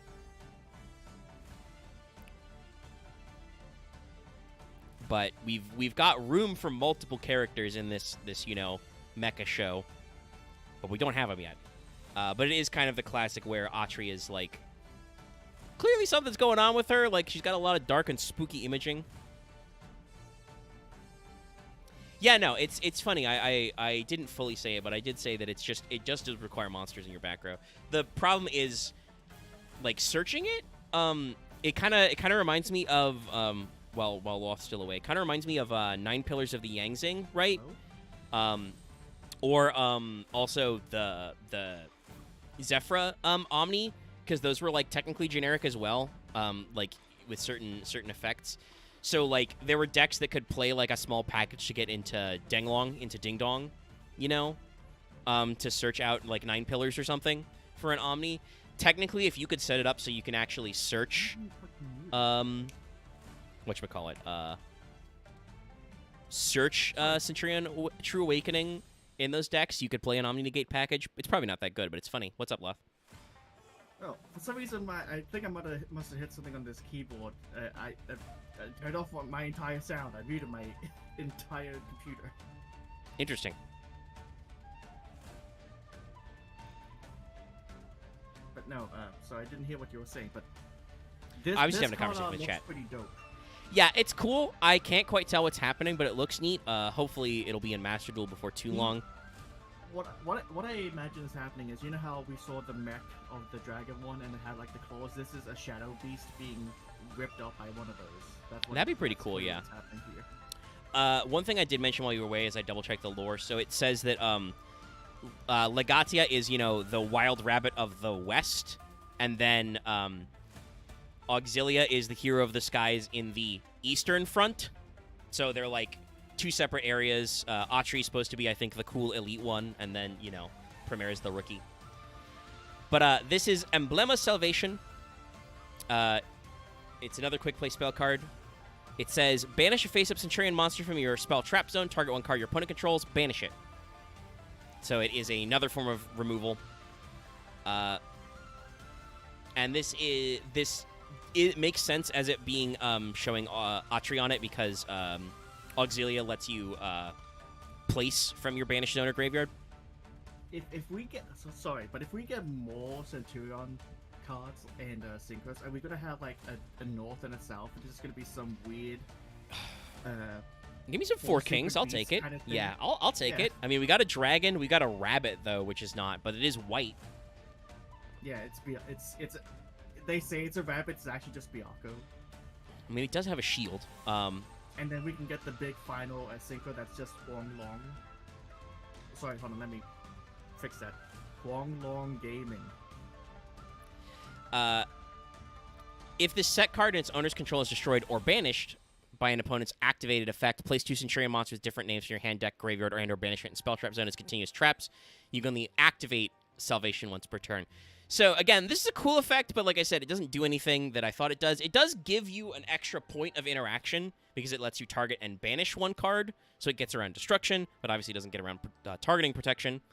I do appreciate the schmuck bait of if your opponent pops this set card, you get to, like, set up your combo from literally anywhere, place them from your hand, deck, graveyard, and or banishment, literally anywhere in the game. But if your opponent just doesn't pop it, then that doesn't do anything, you know? So, it's a cute card, but I don't think it's going to be enough to actually, like, bring the deck together. So, yeah, I think that Centurion is a really interesting deck. I love their theming. They've got a really good art style, and the artists on them are clearly very good. And I appreciate kind of, like, what they've done to, like, try and actually make, like, Sync 12 a like viable deck that is not a weird Red Dragon or Stardust like climb deck, or God help you, a TG Synchro Climb like Axel deck.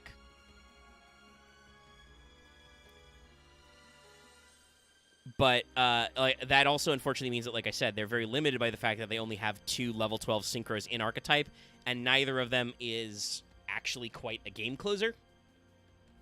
But it's a fun deck. Let's see. Well, let me go for an hour and a half. But I might want to save what we got going on for a bigger audience.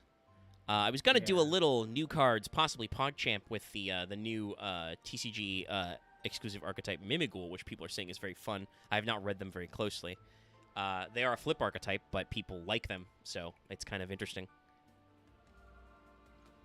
But it does save it for when it isn't just you and me. Yeah, I was about to say we're running a little lean today, so. Like I said, I said this last week, I don't usually like to plan to only do it with 2 people. This was just kind of like, only Lost showed up. There is plenty of opportunity for other people to show up. I mean, that's another thing. I wouldn't mind if they did that as an interesting, like that could be their ultimate wombo combo form is actually an Xyz of 12s. I don't know why my brain went just picturing the 2 big 12s. Forming the Xyz like fucking Omegamon / Omnimon. Mm-hmm. Also, hey, by the way, this deck, you can play AA Zeus in it the normal way.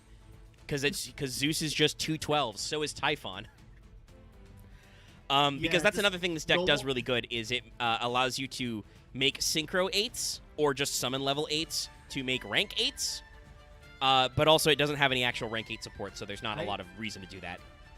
Nothing's as funny as I say normal summon, but I mean like normal special summon in fucking Zeus.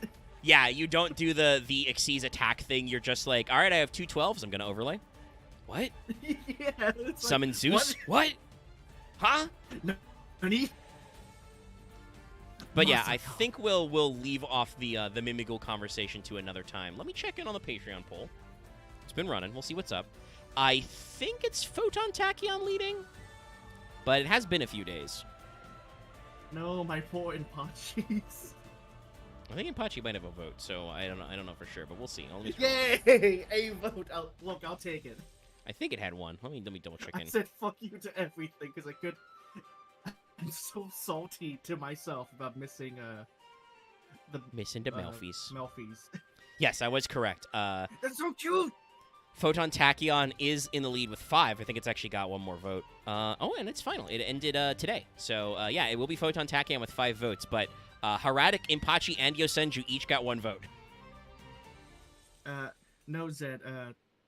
Sadly, Zeus does not fit in this archetype. Surprisingly, he fits in with the Melfi archetype. Because I mean, Zeus is a giant space robot, so it is kind of funny that the Centurions can make him. But, yeah, I don't think they're actually supposed to be lore-connected.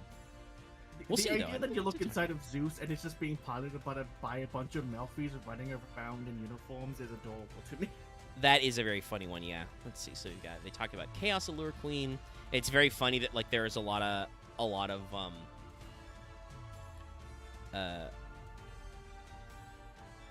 whatchamacallit, a lot of generic fiend support they're adding to TCG. Fucking Air Eater got a retrain as a generic fusion monster. Air Eater? I don't even know if I remember that one. Oh, you don't remember Air Eater? Let me pull him up. It's been a while. Also, I found on Twitter a Lalafell doing a Sephiroth.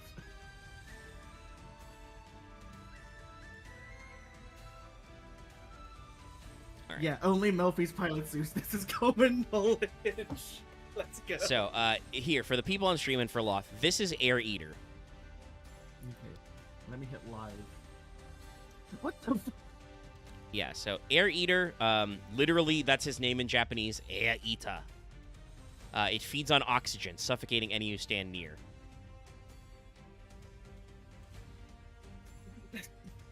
This is the most bootleg-looking Digimon I've ever seen. I know, right? Well, it gets better, because I think the new guy is even more of that. This is Aerial Eater. A level 6 Wind Fiend Fusion, which is just 2 Fiend monsters with the same attribute. So it's a generic Fiend support fusion, which is very funny. Actually, that's not so bad. Like, the first one, kind of bad. This one, I'm alright with. It's him with armor. Or more armor, I should say. But yeah, they're making a Chaotic Allure Queen, which is really funny. We've got a new League of Uniform Nomenclature card coming. Looking at Air Eater, it just gives, like, they just mashed Kabuterimon, fucking Kawagamon, and Stingmon all into one. 3 different bug-type Digimon just... We added a shrimp with a gun. This is a world premiere card. Shrimp with a gun? Please tell me that's the name. Please no, it's called that's Zapper Shrimp, but you'll see in a second. Look at him! You want the claw? No, rail gun. Yeah, and this is like a little generic, fish level 2 synchro tuner. It's very funny. Goatee's probably gonna love him. How often have we had water-based monsters that are synchro tuners? Well, he is light, but he is a fish. He's a light fish. I don't know. It just seems like it matches up. Let me see if I can find the... Yeah, eat this! It's telling me a shrimp zapped my life force. We've already talked about Min C. They have actually shown off the first of the deck build packs, the Rizol. I won't talk about that in depth because, well, that'll be a failed Portrayal episode eventually, but they are pretty interesting because they're all light Pyros and Fire Thunders, and they are, like, the most rank 4 deck of all time. But let me see if I can find that...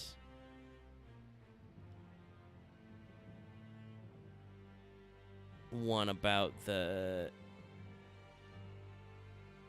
those guys.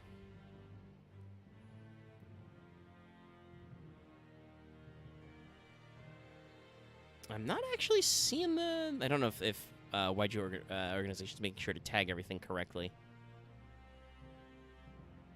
Oh, I do want to say, I do love what they did with the Millennium cards, translating them for Infinite Forbidden. They named that guy Sengenjin that awakes from a Millennium. Great name for a Yu-Gi-Oh card. I'll pull them up on screen while I'm looking for articles. Sorry, my brain just thinks it's just Sangan waking up from a nap. Just Sega's like, huh? What the fuck? And you've got the Golem that guards Millennium Treasures, Shield of the Millennium Dynasty, shit like that. They did some really good names. The Unstoppable Exodia Incarnate. Just fuck you, I'm just gonna hit you with the Millennium Shield.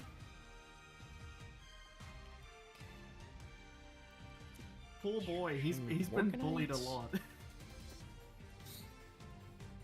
Chad, if you can find the link to the zombie link and stuff, but I can't fucking see it. Ezra is cooking, yes. Clearly, Pearlies must pilot Typhon, the other one. Two tiny cute boy archetypes just piloting the big fuck off Max. Alright, here we go, I found it. Yeah, they announced basically like 3 generic supports. I don't remember what they're called, but one of them is Flying Mary, which is a new zombie link to. Attack 0, 2 zombie monsters in the materials. Target a level 5 or higher zombie monster in your graveyard or banishment. Place it face up as a continuous spell. If you do, place this card as a continuous spell. Special summon that monster. If this card's a continuous spell, target a level 5 or higher zombie you control. Discard one monster point control to let you glory or attack. So this very clearly supports Eldritch. They made a card which very clearly supports Sidra, and a card which is thematically linked with Live Twin, but doesn't actually do anything for the Live Twin deck at all. Thank you for that. I clearly see where your bread is buttered, Konami, and it's with Gay Eldritch.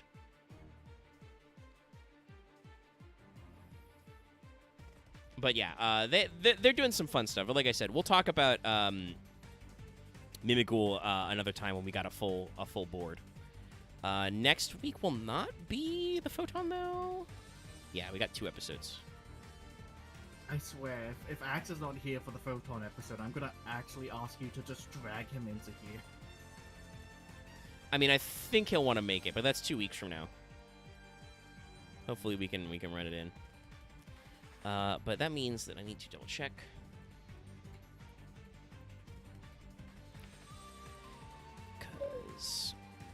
Oh, yeah, no. Well, maybe we'll do it next week, because, I mean, I guess we could do a preview, because we don't actually have any, no, they haven't revealed all the results yet, actually, I don't think. Because we're out of deck build packs. But unfortunately, I have nobody here to discuss our future plans with, so, I don't know, we'll do something. Maybe we'll do the Patreon episode earlier. Yeah. I'm nobody here. Yeah, I've seen the true one. I don't have a full squad to discuss our plans. I know. Yeah, I've seen the new trap card. It's an interesting one. I think a lot of people are like literally the Zed, I'm proposing art of that waifu in the art dump. Yeah, a lot of like even YG organization is like, is this like Rush Duel where the monster cards are gonna be printed later? We'll see. Maybe. Like, I saw that card, saw the waifu, and instantly went, ah, yes, I see. There's gonna be a lot of this. That said, I do think we might have some more archetypes to actually like scoop up and do some stuff on, but we'll figure that out later. So yeah, maybe next week we'll do the Patreon episode because the poll actually finished. Yeah. Can't think of anything off the top of my head. No. I'm going to murder you, Zed. Shit. Hold on, I'm thinking. Was there something we didn't... We've done, like, the big... Done every hero. We did, like, all the big... guys. I mean, I guess we could do Sidra? Because we haven't ever done Sidra, and they got a structure deck. Actually, that might be another good at some theme. Just talk about structure deck cards. I'll have to see which ones we haven't done of that. We'll think about it. We'll tentatively commit to do the Patreon episode next time, and then we'll work out stuff. Because, like I said, we've discussed a lot of what to do to pivot Failed Portrayal stuff to, like doing cubes or doing dungeon duels and whatnot. And obviously, like I said, I'll want to do an episode where we actually talk about like Mimighoul and some other funny things. And just, keep with your regular Yu-Gi-Oh! Updates. But I have no other people here besides Loth to check their plans with about stuff, so it's hard to, like, plan for a group activity with no group. But Loth and I will probably be back here next week. Yeah. And hopefully Axe will Hey, be if there no because one's- he needs to do. It's his pick. Hey, fuck it. If no one shows up, we'll just play Maxidor EDO Pro at each other. Fuck it. Yeah, I can make sure my EDO Pro setups work. All right, okay, we're gonna let you go. The stream went on for like 20 more minutes than it needed to. The structured, like I said, the structure deck thing I think will work. I have ideas to keep stuff spaced out, but like I said, I can't commit to anything because we're not committing. Thanks everybody for tuning in. Sorry for the tech diff earlier, where we lost some time. I hope everybody's gonna enjoy Yu-Gi-Oh's most expensive format. I mean, we won't actually start with structure deck Yu-Gi because I don't want to like literally talk about every structure deck card that's in a structure deck because that's not very focused. Yeah, that would be a bit much. But there are several structure decks about archetypes and concepts we can get into, which are very weird. Thank you, Ezra, for also being one of the Ark's strongest warriors. So, hey, don't forget to like, comment, and subscribe. Tune in. Check out tomorrow for Final Fantasy XIV. Gonna do some more of that. Keep your eyes peeled for other shit. Thanks for tuning in. Like I said, thanks for putting up with the tech diff earlier. I'll see you guys later. Good night, Internet.